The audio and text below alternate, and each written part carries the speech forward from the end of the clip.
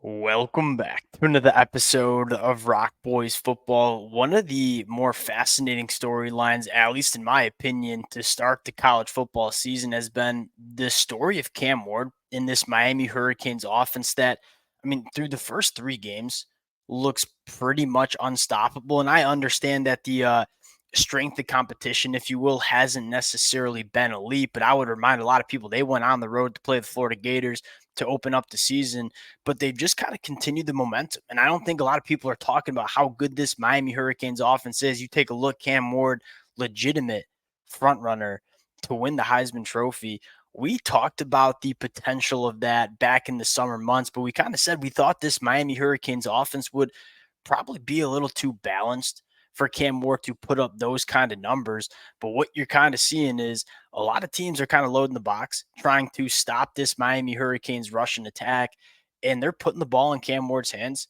And I'm fired up that they're doing so. Like, you go out and get Cam Ward, a kid that could have gone to the NFL draft, go use him as a Heisman caliber quarterback. That is exactly what Miami has done throughout the first three games. And obviously the strength of competition going to get ramped up. But I want to take a look at, primarily on the offensive side of the football, what has made this Miami Hurricanes offense that's averaging 51 and a half points per game, number three in the country, 9.1 yards per play, number one in the country, pretty much averaging a first down play every single time they snap the football. What has made this Miami Hurricanes offense so productive and prolific throughout the first three games? Now, before we get into it, as always, the Miami Hurricane fans would love to hear how you guys are feeling about this in the comments section. Obviously, a team that not only I love talking about, but the amount of support y'all continue to show, it means the world. If you guys do enjoy the content, consider subscribing to the channel. Much more importantly, would love to hear how you guys are feeling about the first 3 weeks. We're going to preview USF tomorrow afternoon. Without further ado, let's get into Cam Ward. And again, you just look at the stat lines. It's pretty dang impressive. He's number two in the country in passing yards, number one in the country in touchdown passes thrown. He's thrown for over 1,000 yards, 11 touchdowns to only one interception with a 73% completion percentage. Outside of that one throw where Cam Ward was probably doing a little too much in the first half against the Florida Gators, he really hasn't put the football in harm's way at all. And that was the biggest storyline for Cam Ward coming into the season was, hey, we all know Cam Ward is dripping with arm talent. There's a reason that a lot of NFL teams wanted Cam Ward to go to the NFL draft. This kid is extremely talented. But at points during Washington State, during his time in Washington State, I should say, probably tried to do a little bit too much. Probably played a little too much backyard football, tried to create a little bit, and the turnover started to happen for Cam Ward. I think what we were all most excited about with Cam Ward coming to this Miami Hurricanes program is, hey, we want you to be a dynamic difference maker at quarterback. We know you can be that. He certainly has been that throughout the first three games. That being said, you don't have to be Superman. I mean, you go back to Cam Ward at Washington State, he kind of had to be Superman. If he wasn't making some of those plays, Washington State was not in a lot of football games, right? The offensive line wasn't very good. They had one of the worst rushing attacks that we saw in the country in 2023. Cam Ward was forced to kind of be that guy.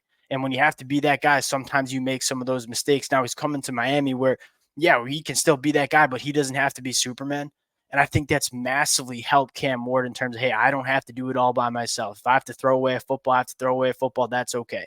Now you get into Cam Ward's numbers, and again, on the paper and on the film too, it's been extremely impressive, right? Number one in the country in touchdown passes, number two in the country in passing yards. What stands out to me the most, a 73% completion percentage, 11 touchdowns to one interceptions, but not only just one interception. Like, according to PFF, and I think it backs up when you watch every single snap of Cam Ward, when has the ball been in harm's way since that one interception he threw in the first half against Florida?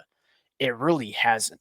And I think Cam Ward's ability to balance, hey, I'm going to be a difference maker at the quarterback spot, but also keep the ball out of harm's way, that's massive for Miami. That was the step we were looking for Cam Ward to take. And throughout the first three games, it certainly seems like he's taken that step. I think, secondly, what they've done attacking the deeper third. This is a Miami Hurricanes offense that can road grade with the run game. And I know there's a lot of Miami fans that are frustrated with what the rushing attack has looked like. I would remind a lot of Miami fans, you're averaging 6 yards per carry. That's number 13 in the country. Like this Miami team is top 15 in the country in terms of yards per carry when they want to run the football. And Mario Cristobal even said it. Like there's a lot of teams that are trying to take away the run game, right? They're putting safeties into the box. And when they start to do that, you look at Cam Ward attacking the deeper third. It's been extremely impressive. He's 12 of 18 on throws, 20 plus yards down the field. That's a 66% completion percentage. That's a higher completion percentage than a lot of quarterbacks just in terms of their stats. And Cam Ward's doing that 20 plus yards down the field, 5 touchdowns to 0 interceptions.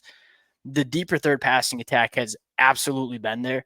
And you've seen a lot of different guys kind of step up in terms of deeper third, right? Xavier Restrepo, they're working him down the field much more than I kind of expected them to start the season. Obviously, you have a guy like Isaiah Horton or Sam Brown or even Jacoby George, who I want to see get more involved in this offense as well.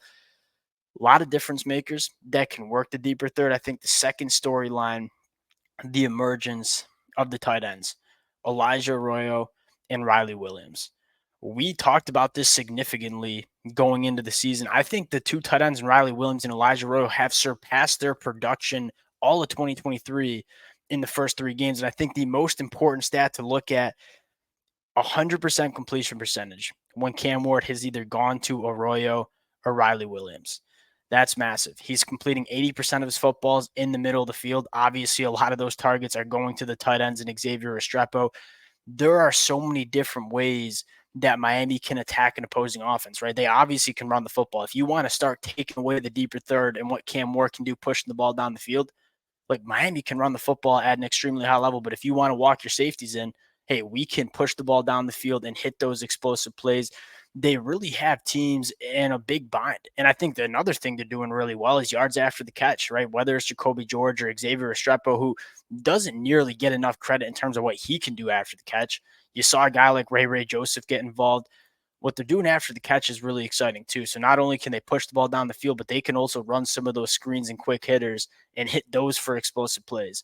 Now, I think one of the storylines that's kind of getting slept on, I don't think Cam Moore is necessarily getting slept on. This offensive line has been dominant, even with some injuries, right? Jalen Rivers only playing 1 game and Nez Cooper getting banged up. You're seeing not only the starting 5 play really well, but you're seeing the depth play really well too, right? Markel Bell hasn't been elite, he's pretty dang good as a backup tackle. And I think if you are the Miami Hurricanes, you're feeling pretty good about having a guy like Markel Bell having to play in a pinch. A lot of teams are looking for just one starting tackle that can play ball. I think Miami has probably 3 or 4. And I think Markel Bell's emergence when Jalen Rivers has been banged up has been huge. I think Matthew McCoy has looked really, really good at that guard spot. That was kind of the one position that was up in the air. I think Ryan Rodriguez has looked good too. But I think the biggest storyline, because we kind of knew what we had with Jalen Rivers. We kind of knew what we had with Zach Carpenter coming in through the portal. We knew what we had with Inez Cooper. The biggest storyline is Francis Mauigoa at the right tackle spot. Hasn't given up a single, not only just hasn't given up a sack. Miami's only given up 1 sack on the season. Hasn't given up a single pressure. I mean, Francis Mauigoa is the tackle that we expected him. And there were probably a little too lofty of expectations of Francis Mauigoa as a true freshman right tackle last year. There certainly were some growing pains early on in the season. You saw him get better. This kid's taken a massive step in the right direction. I think he's playing at an All-American caliber level. The athleticism that he has for his size, and then when you ask him to road grade in the run game, there's nothing this kid can't do. There was a lot of hype building up about him coming out of high school. He's lived up to it, and at least in my mind, and some during the first couple of weeks of the season. The depth at running back is absolutely incredible. Look, the Miami Hurricanes offense, the way it's running right now, I know it's against probably inferior level of competition, but you look at the schedule. I mean, the games I have circled, Florida State, you don't have Clemson on the schedule. That's probably the only team that I think can really hang with the firepower that Miami has. That's probably going to be the ACC championship game.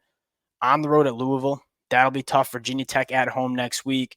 Obviously, USF's a pretty solid team. The level of competition is going to start getting ramped up, but the pure execution that Miami has shown during the first 3 weeks, let's face it, there's been a lot of other teams that have not played very good football teams, and the execution hasn't been there. Like Miami's execution has been phenomenal, and you are seeing all these new faces in this Miami Hurricanes offense really come together. But I think most importantly, Cam Ward and Shannon Dawson are just on the same page. Like everything that Shannon Dawson dials up is working. Everything that Cam Ward, every throw that Cam Ward wants to make, it's certainly there. This is about as good as we could have thought it'd be for the offensive side of the football. Now, going over to the defense real quick, and we won't spend too much time because this was the expectation, right? And why was I so high on Miami? I was probably sleeping on Cam Ward a little bit, if that's even possible. The Miami Hurricane fans who've been rocking with the fellas for the last couple months, why did I pick Miami to win the ACC? It wasn't just because of Cam Ward. Obviously, Cam Ward did not hurt my confidence in this Miami Hurricanes team, but it was line of scrimmage play. And obviously, we just talked about the offensive line playing elite football.